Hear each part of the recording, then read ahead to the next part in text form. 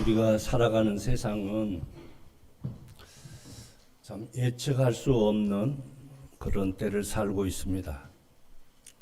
또 우리가 살아가는 현장은 현실이냐 비현실이냐 두 가지 문제를 논하고 있습니다. 오늘 오후에 강화문에서 모이는 그 연합 집회에 대해서 한국교회 내에서도 비현실적이다 해서 반대하는 그런 집단들도 있습니다. 성경을 보면 오늘 본문에서도 현실과 비현실의 두 가지 형태를 볼 수가 있습니다. 현실은 우리 사람들이 현실 속에 살아가는 우리가 수용할 수 있는 범주를 생각하고, 그래서 그 강화문에 지금 때가 어느 때인데 그렇게 많은 사람들이 모일 수 있겠느냐? 비현실적이다. 또 찬성하는 팀은 하나님의 역사는 현실 속에 비현실적으로 나타난다. 이런 얘기를 합니다. 우리 한번 사진을 한번 볼까요? 제가 지금 가지고 있는 이 책 혹시 보신 적 있습니까?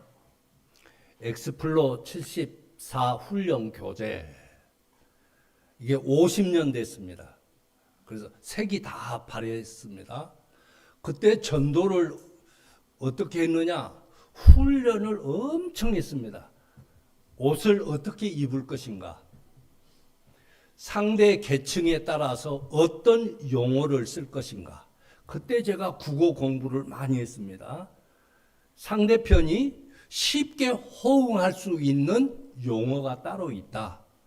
거부 반응을 일으킬 수 있는 용어가 있다. 이런 것까지 다 가르쳤고, 그래서 하는 방법, 어투 이런 것까지 다 훈련을 받습니다. 그런데 이때 여의도 광장에서 몇 명이 모였습니까? 일주일 동안 집회를 했습니다. 그것도 8월 달에. 얼마나 그 아스팔트 뜨겁습니까? 그 한 더위에 158만 명이 모였습니다. 다들 그때 당시에 정부에서도 이거는 현실적이지 않다라고 얘기했습니다. 일주일 동안 월요일부터 토요일까지 했는데 그때 당시는 통행금지가 있는 때였습니다. 영등포 일대는 통행금지 해제를 했습니다. 왜? 그 금요일 날 철야 기도를 했기 때문에.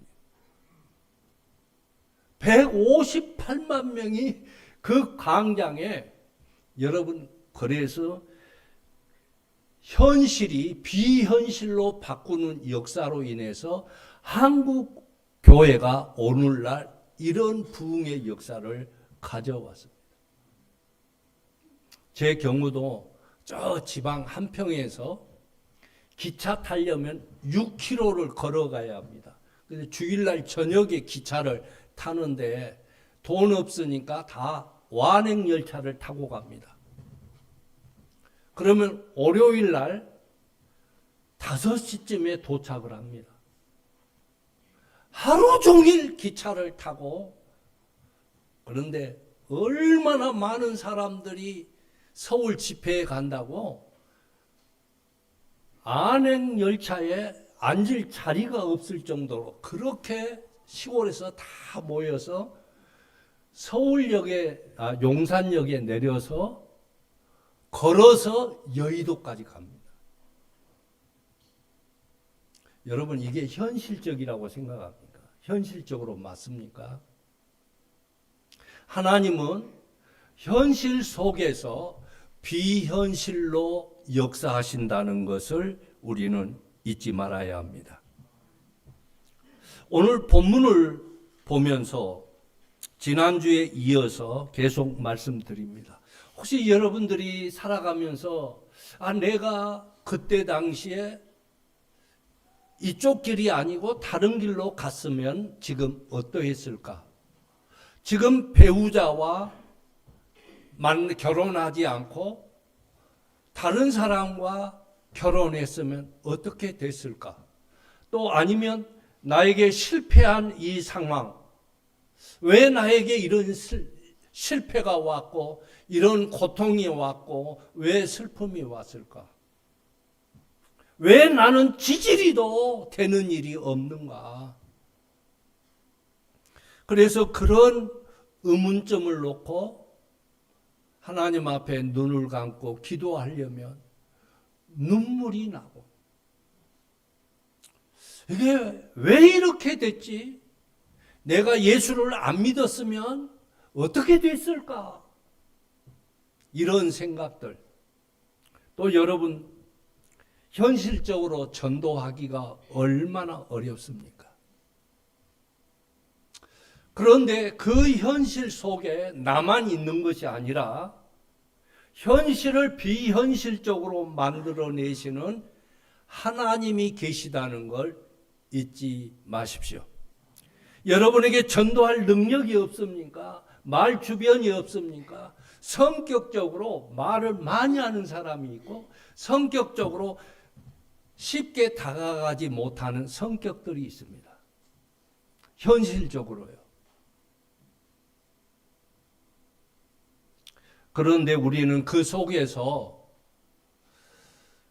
나를 보고 계신 하나님, 실패와 좌절과 낭만 가운데 있는 나를 지금 하나님은 어떻게 보시고 계시고, 나에게 실패만 하는 나에게 하나님은 무엇라고 말씀하실까? 야, 이 바보 멍텅구리야, 그거 네가 자처한 일이야. 네가 학교 다닐 때 공부 안 해서 그래. 이거는 현실적일 수 있습니다.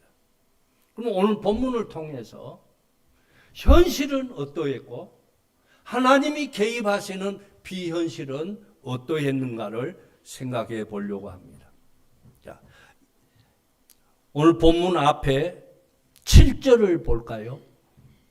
객관적으로 볼 때 그날에 사울의 신하 한 사람이, 도액이라는 사람이, 지금 다윗이 사울이 무서워서 피신을 해서 바로 이 제사장에게 찾아갑니다. 아히멜렉에게 찾아갔는데 거기에 도액이라는 사람이 있는데, 이 도액이라는 사람은 지금 어디에 있습니까? 물어보겠습니다. 다윗이 믿음이 더 좋습니까? 도액이 믿음이 더 좋습니까? 꼭 물어보면 입을 딱 다물어요. 누가 뭐라고 해도, 심지어는 하나님도 다윗의 손을 들어줬습니다. 지금 다윗은 성전인데 여호와 앞에 나가지를 않고 무엇만 생각하느냐? 칼만 생각. 먹을 거, 내 신변을 보호할 수 있는 검을 생각하고 있는데, 도액이라는 사람은 여호와 앞에 있었다고 말씀합니다. 그러면 현실적으로 누가 더 신앙의 모습에 가깝습니까? 도액입니다. 쉬운 얘기로 다윗은 성전 마당만 밟는 사람입니다. 그러나 도액은 여호와 앞에 있다라고 분명히 말씀하고 있습니다. 오늘날 우리 교회도 성전 마당 밟는 것에 대해서 굉장히 비판을 합니다. 그런데 요한계시록에 보면 성전 마당은 이방인들에게 부여했다라고 했습니다. 이 말은 구약적 성전 마당과 예수 그리스도 오신 이후의 성전 마당의 개념은 다릅니다. 오늘날 성전 마당은 계시록에서 이방인에게 주었다는 것은 크리스찬이지만 이방인의 삶을 사는 사람들에게 준 것이라고 했습니다.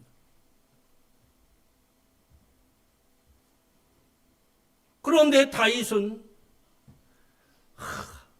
거기에서 뭐 고해성사를 했든지 아니면 헌금이라도 했든지 아니면 전도 헌금이라도 했으면 또 봐줄 만하는데 뜯어가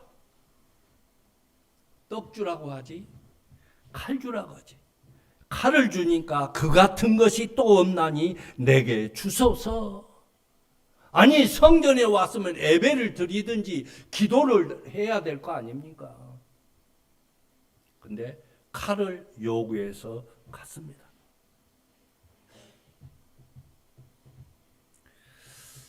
그래서 다윗이 사울을 두려워해서 가드 왕 아기스에게로 도망을 갑니다. 그런데 현실적으로 사울도 두려움의 대상자지만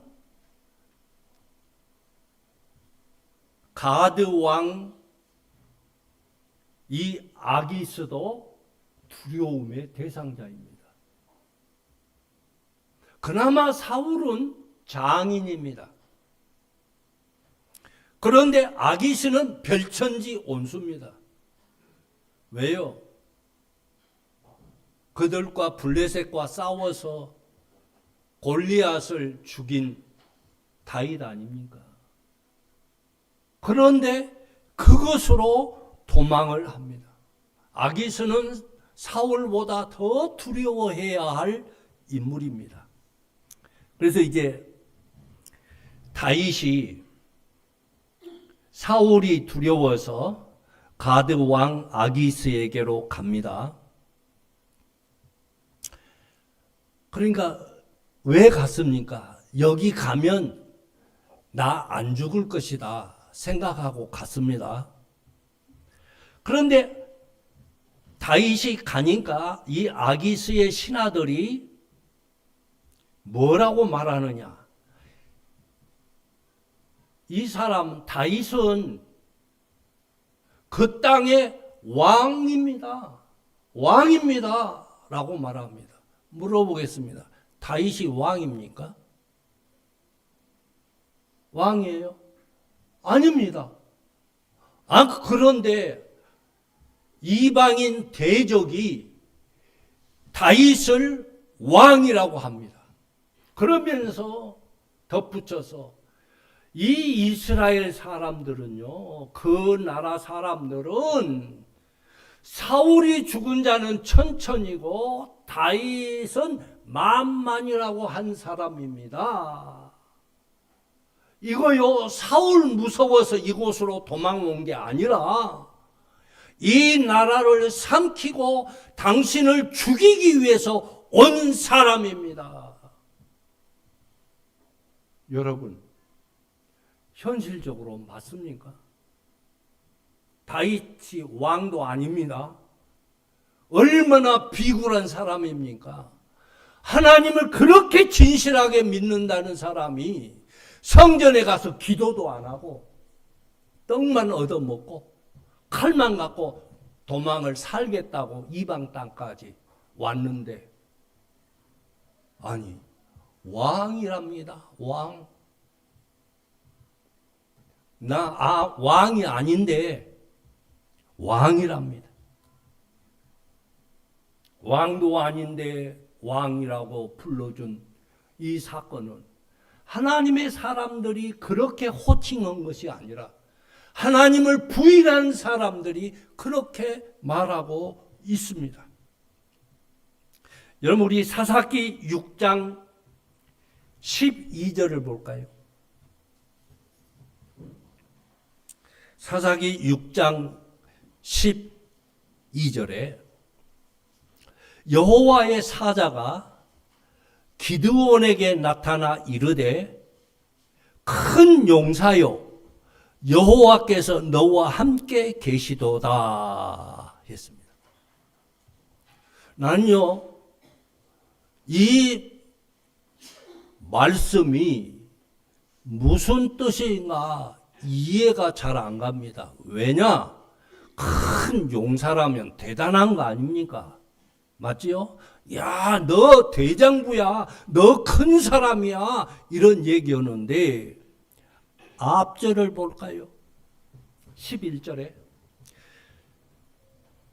이때 요아스의 아들 기드온이 미디안 사람에게 알리지 아니하려 하여, 이것은 미디안 사람들이 모르도록 했다 이 얘기입니다. 이때 미디안 사람들은요 참 교묘했습니다.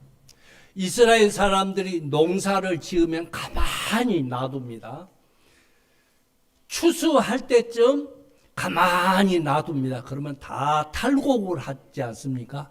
탈곡할 때 이제 가만히 담을 거 아닙니까? 이때 쳐들어와요. 참요, 적들은요 얼마나 머리가 비상한지 몰라. 김장 다 해놓으니까 뺏어가려고 쳐들어오고, 배추 무 심어서 포기 이렇게 만들 때는 가만히 있다가, 오늘 우리도 전도할 때 다 거둘 때까지는 가만히 마귀도 있다가 딱 초흥동은 그 축제하는 날 꼭 이상하게 쳐들어. 그러니까 이 기드온이 뺏길까봐 포도주 틀, 그러니까 이런 그 웅덩이 같은 데다가, 그때 당시에는 이제 돌로 이렇게 돼 있는데 그 밑에 숨어가지고 안 보이게, 미디안 사람들이 딱 보면 타작하는 거 보면은 와서 뺏어갈 거 아닙니까? 그러니까 안 들키려고. 참, 여러분 보십시오. 큰 용사라는 사람이 그 쭈그려 앉아가지고 거기에서 타작을 하고 있으니, 그런데 그 숨어서 눈치 보고 미디안이 무서워서 그렇게 하고 있는데, 밀을 타작하고 있는데, 그래서 성경이 밀을 포도주 틀에서 타작하더니, 왜 이렇게 말씀했느냐? 포도주 틀에서는 뭘 해야 합니까? 포도주를 짜내야 될 거 아닙니까? 이 포도주 틀에서는 밀 타작하면 안 됩니다. 거기는 얼마나 깨끗해야 합니까? 숨어가지고 오나 안 오나, 보나 안 오나, 숨어서 꼭 도둑질 하듯이 막 그렇게 하는데, 하나님께서 딱 하시는 말씀이 큰 용사여. 이게 뭔 일입니까? 오늘 우리 새생명 축제를 위해서 전도 대상자를 써야 되는데, 내 주변을 아는 사람도 없어. 성격이 나는 너무 소심해가지고. 그런데 조마조마하고 있는데 하나님께서 나를 향해서 너는 전도 왕이야. 이거 현실적이요, 비현실적이요? 지금 눈이 말똥말똥한 사람은 큰 용사고, 기가 팍 죽어 있는 사람은 이게 포도주 틀에서 밀타작하고 있는 사람이라. 나는 부족해도 현실적으로 나약하고 실패하고 아무 능력도 없지만 하나님은 나를 큰 용사로 보신다는 사실입니다. 왕이 아닌데 왕이라고 하지 않습니까? 하나님은 큰 용사도 아니고 찌질한데, 바보 같은데 큰 용사라고 일컬어 줍니다. 여러분, 이게 우리입니다. 우리들입니다. 참 아멘도 안 하고 참. 여러분, 오늘 본문 12절에서 이제 이 아기스 왕의 그 신하들이, 이 사람은 그 땅의 왕입니다. 그는 사실은 사울은 허수아비고 다윗이 진짜 만만입니다. 그런데 12절에 다윗이 이 말을 그의 마음에 두고, 이 마음에 뒀다는 것은 뭔 얘기예요? 이게 부정적으로 마음에 둡니다. 오늘 큰 용사여라고 말씀 주실 때 어떤 사람은 그래도 그거는 기드온이고 나는 아니야, 이런 의미라 그 말이에요. 그래서 아기스를 심히 두려워했다. 이제까지도 사실은 제일 두려울 사람이 아기스였고 그 다음 두려운 사람이 사울이었고, 이때 당시에 사울이 두려워하지 않을 사람이 누가 있습니까? 사실 도액도 두려워했습니다.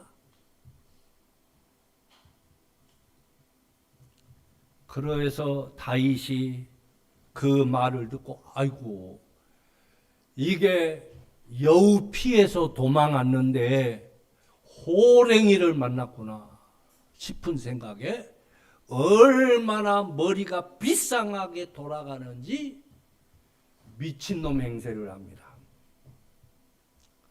그러면서 얼굴을 긁었는지 어쩌는지 침을 질질 수염까지 흘러내리면서, 누가요? 다윗이 누굽니까? 골리앗을 죽이고 너는 칼과 창을 들고 나오지 나는 여호와의 이름으로 간다고 했던 그때는 언제고? 그때는 언제고? 생명부지하려고 미친 채 했답니다.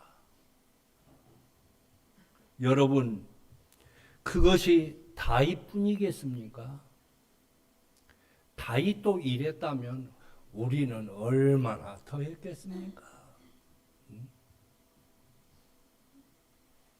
그러니까 이 아기스 왕이, 야 이놈들아, 아니 미치광이가 그렇게도 없어서, 아니 저런 미치광이가 이스라엘의 왕이라고?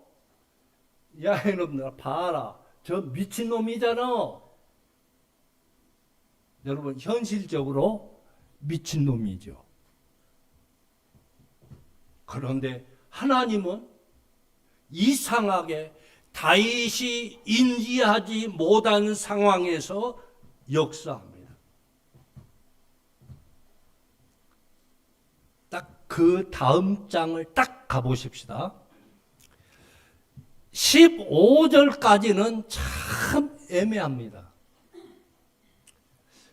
어째 다윗이, 아니 하나님께서 사사시대 때 기드온을 그 300명의 용사로 미디안을 쳐 부실 만큼 능력 있는 사람이면 그런 허물 정도는 좀 빼주고 그랬으면 얼마나 좋겠습니까? 포도주 틀에서 밀을 타작하더니, 좀 나 같으면요, 내가 기드온이었으면 그거 좀 빼주세요 했을 거예요. 다윗도요, 이 내용에서 보면 참요, 나 같으면 다윗이 아마 죽어서 천국 가서 하나님 만나서 이런 얘기를 했지 않았을까? 아니, 하나님을 믿는 모든 사람이 내가 골리앗을 이길 때 했던 그 호언장담했던 그 신앙의 표현이 있는데, 아니 미치광이 그것은 좀 빼주시지 왜 성경에 남기셨습니까? 나 같으면 그럴 것 같아요. 여러분은요? 지금 저 표정은요, 아니 어떻게 내 마음을 그렇게 잘 알아가지고 그렇게 꼭 꼬집습니까? 아이고 이 목사님 얄미워. 그런데 심지어는요, 시편 34편 보십시오. 야, 이 사건이 있었던 것을 다윗이 하나님 앞에 고백하는데 표제에다가 그거 미친 채 했다라고 또 써놨어. 아니 다윗이 정말 하나님 앞에 자기의 신앙 고백했으면 표제에는 그거 쓰지 말지. 딱 그렇게는. 그런데 거기에 보면 아기스라고 되어 있지 않고 아비멜렉이라고 되어 있지요. 이때 당시에 그랄 땅 왕은, 그러니까 아브라함 때도 왕들을 아비멜렉이라고 했습니다. 즉 옛날 로마는 왕을, 황제를 바로라고 했습니다. 바로 왕이라고. 옛날 우리나라에서는 왕, 대왕, 황제 이렇게 했는데 아비멜렉이라는 것은 칭호이고 본 이름은 아기스입니다. 이제 이해하셨습니까? 그런데 거기에 표제에 뭐라고 되어 있습니까?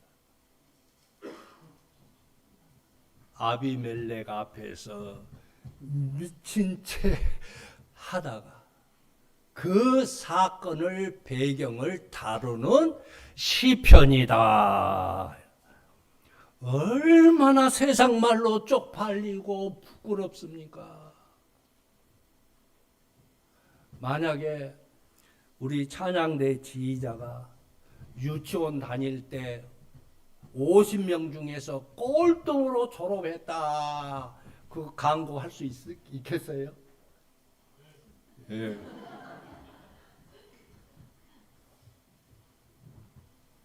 낙산교회 박종관 목사 학교 다닐 때 진짜 바보였고 찌질이도 공부도 못해서 그거 이력서에 써낼까요? 실패한 거, 잘못한 거. 옛날에 남의 집 수박밭에서 서리했다더라. 근데 사실 저는 양파 서리는 해봤어도 수박 서리는 못 해봤습니다. 이제 얘기하니까 또 원로 목사님은 어렸을 때 양파 서리 했대. 그런데 22장 1절에 저는 이 말씀이 내 마음에 얼마나 감동이 되는지. 그러니까 이 아기스에 대해서 두려워하고 있는데 아기스가 야, 저 미친놈을 왜 내 앞에 데려왔어? 이 말 듣고 다윗이 그러므로 어떻게 합니까? 다윗이 그곳을 또 떠나 아둘람 굴로 도망하매. 이때부터 놀라운 역사가 일어납니다. 즉 아둘람이 뭐냐? 피난처입니다. 피난처. 오늘 우리의 피난처는 어디입니까? 오늘 우리 찬송 부를 때 피난처 있으니 환난을 당한 자 이리 오라. 오늘 우리 실패하고 좌절하고 내가 하나님 앞에 범죄했고 내가 잘못했어도 여러분 울면서 통회한다고 되는 것이 아니라 예수에게로 가면 예수님은, 우리 주님은 미치광이 같은 나를 그 환경에서 피난처로 오게 하시고 비굴하기 짝이 없는 기드온을 큰 용사라고. 여러분 중요한 것은 내가 하나님의 백성으로 사는 것이 제일 큰 축복인 줄 믿으시기 바랍니다. 이 시간 여러분 영혼 구원하는 일에 동참하고자 하는 마음이 있는 사람을 향해서 우리 하나님은 너는 큰 용사야. 너 전도 왕이야. 그런 줄 믿으시기 바랍니다. 아둘람 피난처 있으니, 예수님이 있으니, 여러분이 예수님 품 안에 안기면 여러분을 하나님은 큰 역사의 도구로 사용하십니다. 아둘람으로 갔더니 그 다음에 보니까 아둘람으로 피신한 결과 그의 형제와 아버지의 온 집이 거리로 찾아오고 환난을 당한 모든 자들이 찾아오고 빚진 모든 자가 찾아오고 마음이 온통한 자가 다 그에게로 모였다라고 말씀합니다. 여러분, 오직 예수입니다. 최고의 복음은 예수밖에 없습니다. 예수 믿으세요. 오늘 여러분의 실패, 여러분이 찌질이 못났어도 하나님 앞에 큰 죄인이라도 이제 다음 달에 제가 이 찬양도 부탁을 했는데 오늘 또 잠깐 불러보겠습니다. 예수가 생명이고 이제 정확하게 내가 왜 그때 그런 아픔이 있었는지 이해할 수 없고 저 같은 경우에는 왜 하나님 앞에 그렇게 바르게 살아보려고 했는데 우리 딸 유리를 나에게 주셨습니까? 이거 잘 모르겠어요. 왜 이런 아픔이 나에게 왔습니까? 그런데 희미한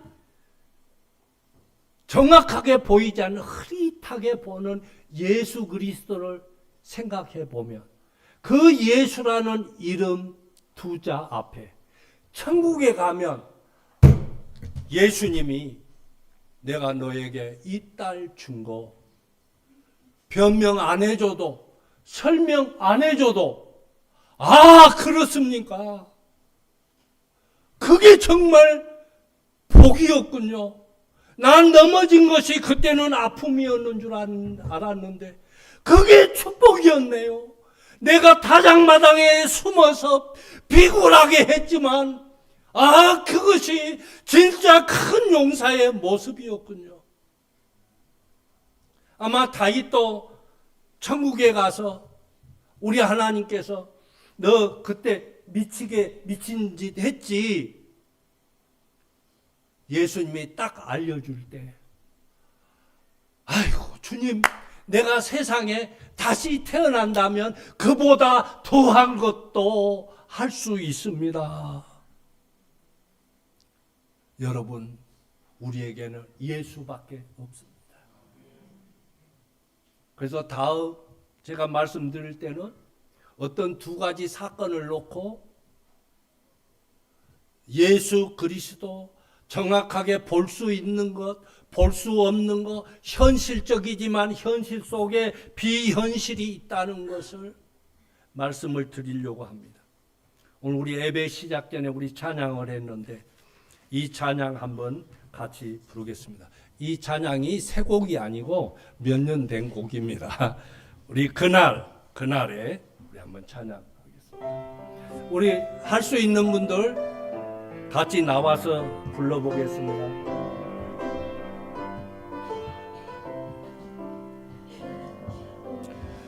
그날 모두 변화되리 예수 모든 상처 치유되리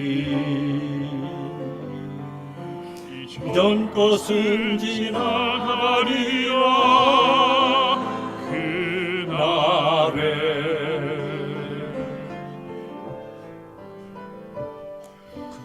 그날 모두 알게 되리 예수 모든 답을 얻게 되리 모든 걱정 사라지리 그날에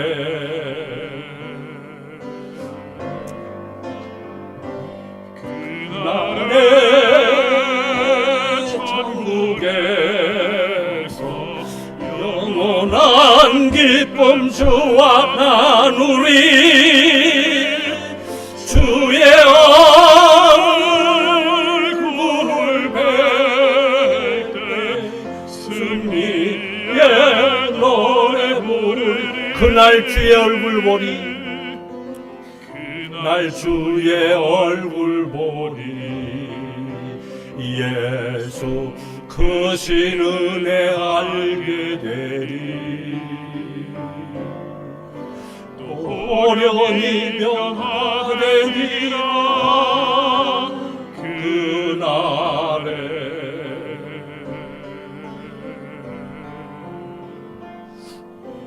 그날에 자유케 되리라 예수 모든 고통은 끝나리 찬란한 주의 영광 보리라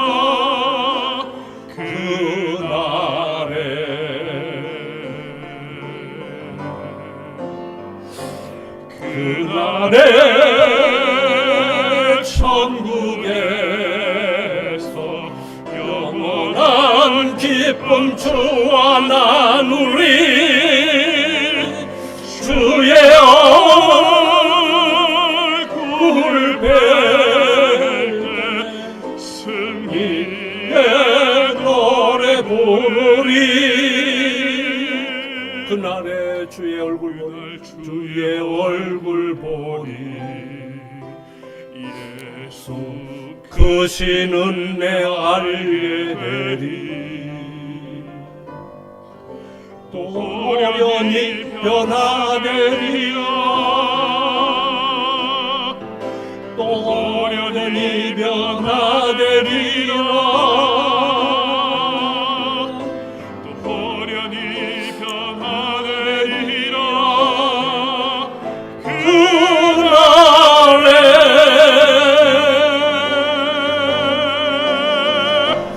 그날에 천국에서 영원한 기쁨 주와 나누리 주의 얼굴 뵐 때 승리의 노래 부르리 그날의 천국에서 그날의 천국에서 영원한 기쁨 주와 나누리 주의 얼굴 뵐 때 승리의 노래 부르리 하나님 아버지 오늘 복된 주일에 먹을 떡을 구하고 나의 신변의 보호를 위해서 칼을 요구했지만